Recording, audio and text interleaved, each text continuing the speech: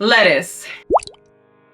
It's one of the staple foods in our food supply and the most consumed because every year the U.S. produces 27 million metric tons, that's 60 billion pounds, and surely the cost to produce and transport such a simple produce is peaking around that number as well. But due to the recent parasitic outbreak, Cyclosphra, that's affecting big lettuce suppliers and making people ill, that supply chain will most likely be affected for a while. Luckily, lettuce is amongst one of the easiest vegetables to produce and one that I recommend people start with along with tomatoes. But there are a few things I want to give you the rundown on so that you can grow your own luscious salad bar. I'm Alexandria Denise, your self-sufficiency coach in the area of hunting, fishing, and gardening. Be sure to give this video a green thumbs up so we can branch out and reach more people, and subscribe to the tribe for more self-sufficient content like this one.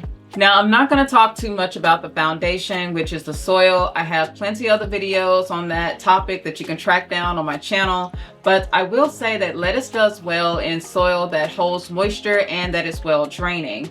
So a medium mixture of like loam, so sand, silt, and clay at the ratio of 40-40-20 does best. However, you can use a container mixture from your local garden center. Just be sure to put some sand or gravel in it so that it gets that good drainage and aeration. Some may come with like perlite, that's those little white specks that you see in the soil that you usually will see in potting mix or some sort, but that's there to give that aeration and drainage as well. But just do a water test where you put some into a container and then you pour water, let it sit for a minute and see how long it takes for that water to drain out to determine whether you should even use sand or gravel.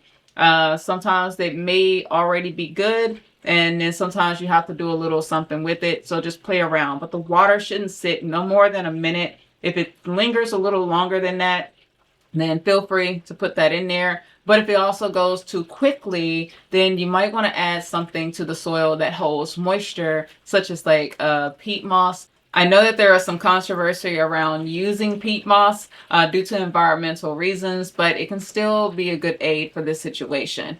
Cocoa coir you have to be kind of careful with because it does contain an amount of salt, but using other measures to just hold some moisture would work better too. But as for container, lettuce isn't picky. I've actually grown lettuce in wood beds, metal beds, and there are some that grow in hydroponics under grow lights indoors.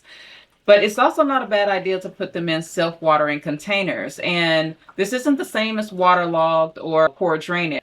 The plant will be able to access the water as needed through its taproot, so don't worry about that. Now, most lettuce varieties, like your leaf lettuce, which I have the most experience in growing, are shallow root. So you don't need to choose a container that is too deep. But when it comes to like your romaine or your head lettuces, then you may need a little more space so that those can branch out.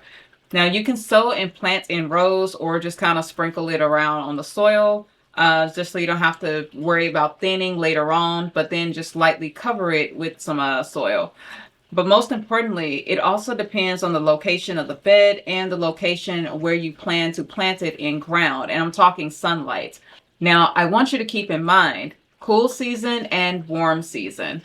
Depending on when you are watching this video is going to depend on the variety of lettuce that you choose. So like at the time of this video in July in my zone 8A, a lot of the warm season varieties like Jericho or Black Seeded Simpson will do pretty well as it's heat tolerant and will do well in the afternoon sun.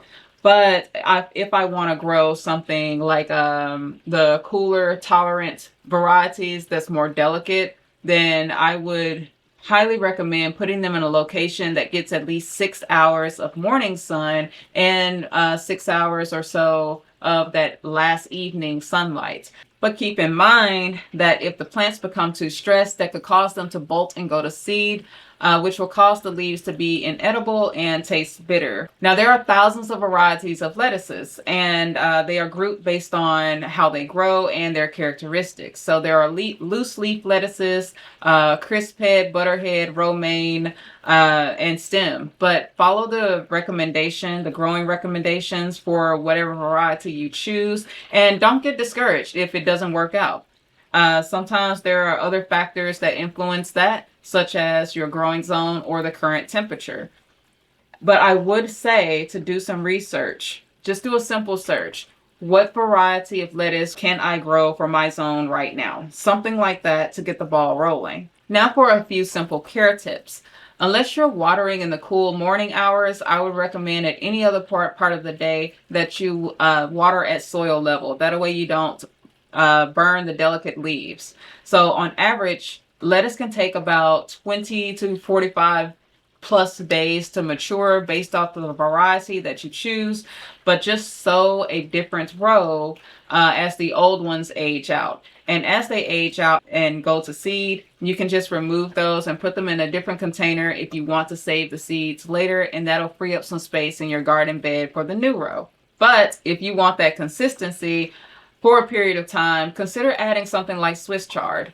Chard is a biannual, meaning that it's a cut and come again until it seeds in the next 2 years. So you get 2 years of harvest before it bolts and go to seed.